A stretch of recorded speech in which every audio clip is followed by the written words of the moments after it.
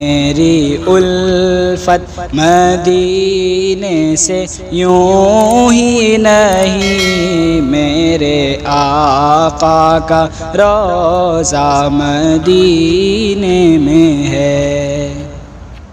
بسم اللہ الرحمن الرحیم، الحمد للہ رب العالمین، والصلاة والسلام علی سید الانبیاء والمرسلین وعلى آله وأصحابه أجمعين، أما بعد، قال الله تبارك وتعالى: أعوذ بالله من الشيطان الرجيم، بسم الله الرحمن الرحيم، يا أيها الذين آمنوا ادخلوا في السلم كافة ولا تتبعوا خطوات الشيطان إنه لكم عدو مبين، صدق الله العظيم۔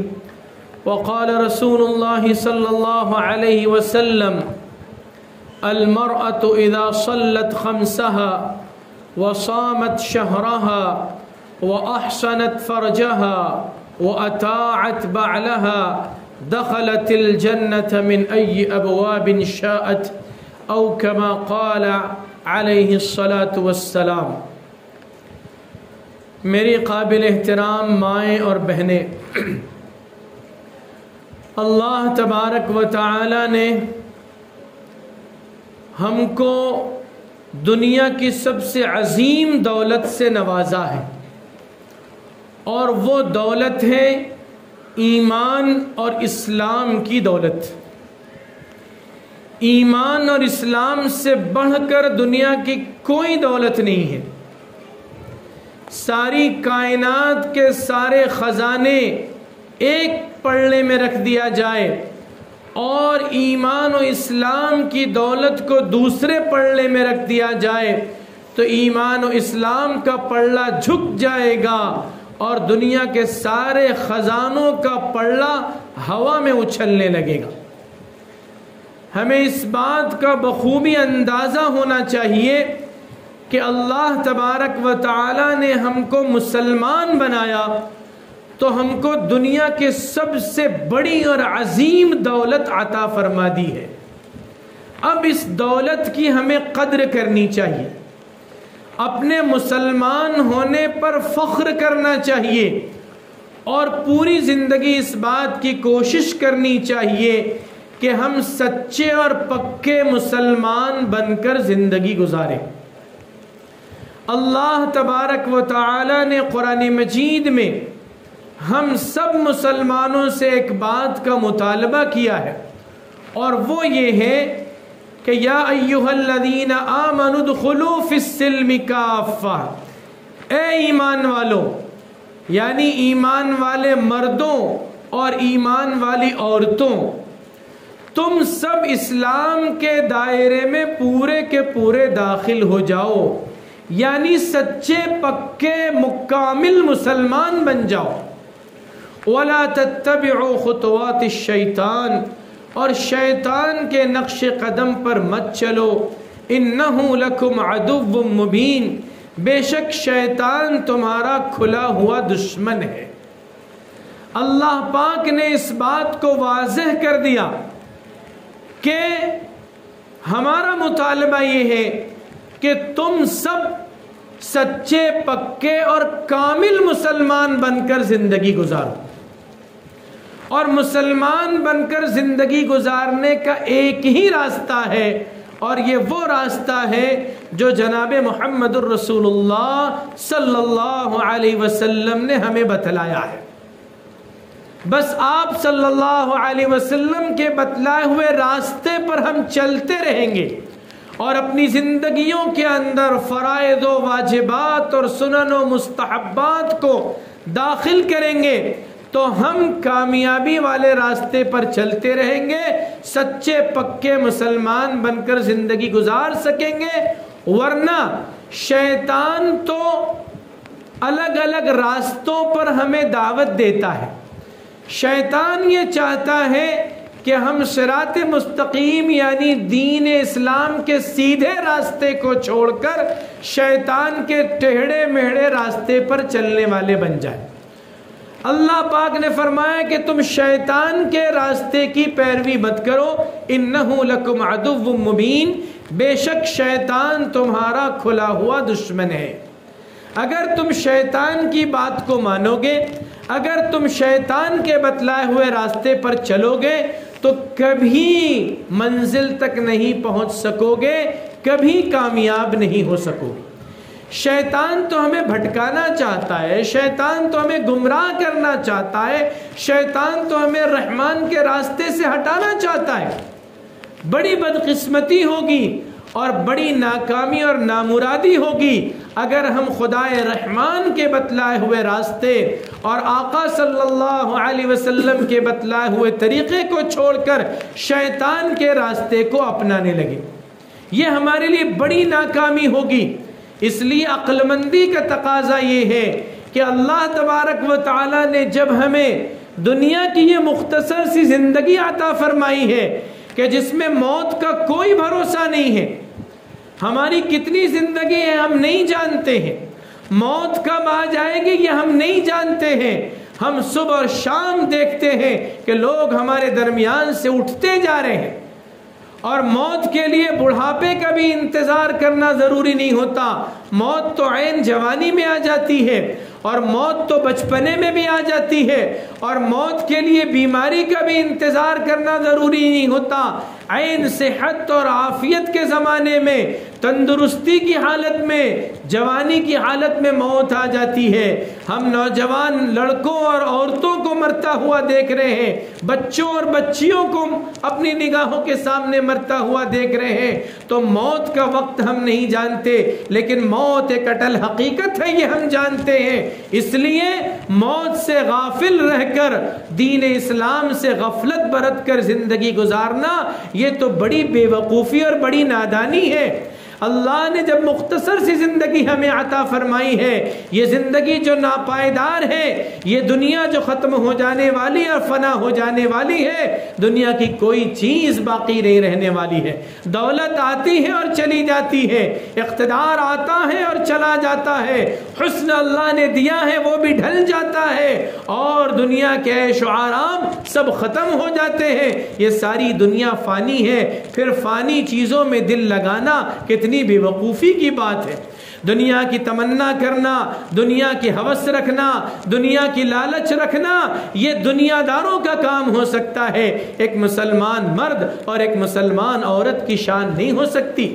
مسلمانوں کو تو ہر وقت، ایمان والوں کو تو ہر وقت آخرت کو سامنے رکھنا چاہیے کہ یہ دنیا فنا ہو جانے والی ہے، نہ جانے موت کب آ جائے گی، نہ جانے کس وقت ہماری آنکھیں بند ہو جائے گی اور کس وقت موت کے پنجوں میں ہم چلے جائیں گے۔ تو مرنے سے پہلے مرنے کی تیاری کر لینا یہ ایمان والوں کا شیوا ہے۔ اس لیے ایمان والوں کو تو ہمیشہ آخرت کو مد نظر رکھنا چاہیے۔ اب اگر وہ دنیا کی اس مختصر سی زندگی میں شیطان کے راستے پر چلیں گے تو یاد رکھیے اللہ فرماتے ہیں شیطان تمہارا کھلا ہوا دشمن ہے۔ تم شیطان کی اگر پیروی کرو گے وہ تمہیں بہکا کر رہے گا، گمراہ کر کے رہے گا، وہ تمہارے دلوں کے اندر وسوسے ڈالے گا، وہ دنیاوی خواہشات کو، دنیاوی تمناؤں کو، لالچ کو، حرص اور طمع کو، بغض اور حسد کو، ان ساری چیزوں کو تمہارے دلوں کے اندر پیدا کرے گا تاکہ تمہارا دل خراب ہو جائے اور پھر تم شیطان کے راستے پر چل پڑو اور اس طرح ہمیشہ ہمیش کی ناکامی تمہارا مقدر بن جائے، جہنم کے راستے پر تم چل پڑو۔ یہ تو شیطان چاہتا ہے۔ اب ایسے میں ہمیں یہ چاہیے کہ شیطان کے راستے پر نہ چل کر رحمان کے بتلائے ہوئے راستے پر چلیں، اللہ اور اس کے رسول کی اطاعت و فرما برداری کریں۔ جناب محمد الرسول اللہ صلی اللہ علیہ وسلم نے ہماری ماؤں اور بہنوں کے لیے، خواتین اسلام کے لیے بہت آسان نسخہ بیان کیا ہے، بڑا آسان راستہ بیان فرمایا ہے کہ عورتوں کے لیے جنت میں جانا بہت سہل اور آسان ہے۔ جو حدیث میں نے پڑھی ہے اس حدیث کے اندر 4 باتیں بیان کی گئی ہیں، اور آقا صلی اللہ علیہ وسلم فرماتے ہیں کہ وہ 4 باتیں اگر عورتیں اپنی زندگی کے اندر داخل کر لیں گی تو وہ جنت کے جس دروازے سے چاہیں گی داخل ہو جائیں گی۔ بڑا آسان بتلایا ہے اللہ کے رسول صلی اللہ علیہ وسلم نے عورتوں کو جنت میں جانا، لیکن واقعہ یہ ہے کہ عورتیں سب سے زیادہ تعداد میں جہنم میں جائیں گی۔ جنت میں جانے کا راستہ ان کے لیے آسان ہے، لیکن پھر بھی عورتیں جہنم میں زیادہ جائیں گی۔ اللہ کے رسول صلی اللہ علیہ وسلم نے ایسے ہی ایک موقع پر جب فرمایا کہ عورتیں جہنم میں زیادہ ہوں گی تو عورتوں کو بھی بڑا تعجب ہوا، صحابیات کو بڑا تعجب ہوا کہ اے اللہ کے رسول صلی اللہ علیہ وسلم، عورتیں کیوں زیادہ تر جہنم میں جائیں گی؟ ان کی کون سی بیماری ہے، ان کی کون سی کمزوری ہے کہ وہ زیادہ تر جہنم میں جائیں گی؟ اللہ کے رسول صلی اللہ علیہ وسلم نے فرمایا کہ تکثرن اللعن وتکفرن الزوجہ، اے عورتوں تمہارے اندر دو بیماریاں ہیں، دو کمزوریاں ہیں جس کی وجہ سے تم زیادہ تر جہنم میں جاؤ گی۔ وہ دو کمزوریاں کیا ہیں؟ فرمایا تکثرن اللعن، تم کثرت سے لعن طعن کرتی ہو، تم کثرت سے لوگوں کو برا بھلا کہتی ہو، ذرا ذرا سی بات پر لعنت کرنے لگتی ہو، ذرا ذرا سی بات پر بد دعائیں دینے لگتی ہو۔ یہ لعن طعن کرنا، یہ برا بھلا کہنا، یہ اپنی زبان کو کنٹرول میں نہ رکھنا، یہ بات بات پر چڑھ کر جو ہے تو میں کرنا، جھگڑے کر لینا، لعن طعن کرنا، بد دعائیں دینا، عورتوں کی یہ بیماری اور کمزوری ہے جو ان کو جہنم میں لے جائیں۔ کتنی عورتیں ہیں کہ جو اپنی زبان کو اپنے قابو میں نہیں رکھتی، زبان کو لگام نہیں لگاتی ہیں، وہ اپنے پڑوسیوں سے جھگڑتی ہیں، وہ اپنی ساس سے جھگڑتی ہیں، وہ اپنی بہو سے جھگڑتی ہیں، وہ اپنی پڑوسن سے جھگڑتی ہیں، اور نہ جانے کن سے ان کی تو میں ہوتی ہے، جس سے گھر کا سکون غارت، جس سے محلے کا سکون غارت۔ یہی چیز عورتوں کو جہنم میں لے جانے والی۔ اور لعن طعن کرنا، بد دعائیں دینا، تو ان کی ایسی عادت پڑ جاتی ہے کہ اپنی ہی اولاد کو بد دعا دے دیتی۔ اگر اولاد ذرا سی کوئی نافرمانی کر دے، کوئی بات نہ سنے، تو ان کو بد دعا دے دیتی ہے کہ تمہارا جنازہ نکل جائے، تمہارا ستیہ ناش ہو جائے۔ ایسی باتیں وہ زبانوں پر لے آتی ہے۔ یاد رکھیے، یاد رکھیے، اللہ کی بارگاہ میں قبولیت کی کچھ ایسی گھڑی ہوتی ہے کہ جو زبان سے نکلتا ہے وہ قبول ہو جاتا ہے۔ اچھی بات نکلے گی تو وہ قبول ہوگی، بری بات نکلے گی تو وہ قبول ہوگی۔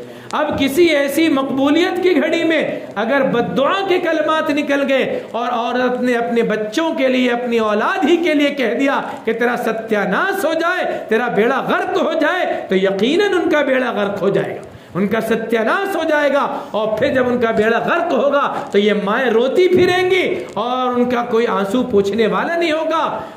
پتہ چلے گا کہ یہ انہی کی بد دعاؤں کا نتیجہ ہے۔ اس لیے عورتوں کو چاہیے کہ اپنی زبانوں پر لگام دیں، بہت سنبھل کر بولیں۔ یہ لڑائی جھگڑا، یہ تو میں، یہ بد دعائیں جہنم میں جانے کا سبب بنیں گی۔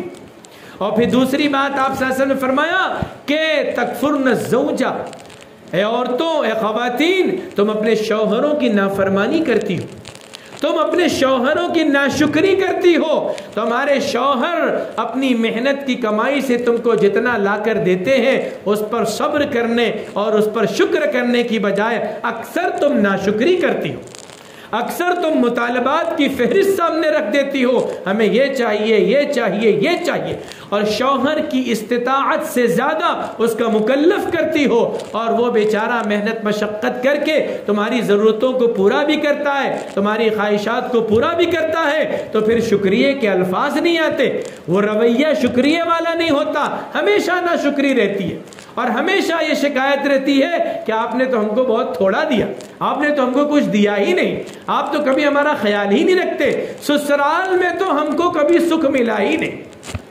یہ ناشکری والی باتیں، یہ ناشکری والے الفاظ زبان پر آتے ہیں۔ ناشکری کا یہی جذبہ، شوہر کی ناقدری، شوہر کا احترام نہ کرنا، شوہر کی اطاعت نہ کرنا، شوہر کی ناشکری کرتے رہنا، جہنم میں جانے کا سبب بنتا ہے۔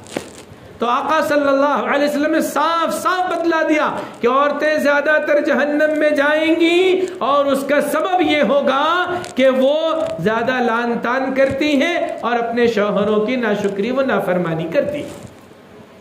اس لیے ان بیماریوں سے بچنا چاہیے۔ پھر اس کا علاج کیا ہے؟ آپ نے پہلے ہی فرما دیا تھا کہ تصدقنا یا معشر النساء تصدقنا فإنی اریتکن اکثر اہل النار۔ اے عورتوں کی جماعت، اے عورتوں کی جماعت، تم کثرت سے صدقہ کرو، اللہ کے راستے میں خرچ کرو، صدقہ کرو۔ یہ صدقہ بلاؤں، آفتوں، مصیبتوں کو ٹالے گا، یہ صدقہ تم کو جہنم کی آگ سے بچائے گا، یہ صدقہ تمہارے لیے راہ راست پر چلنے کا سبب بنے گا۔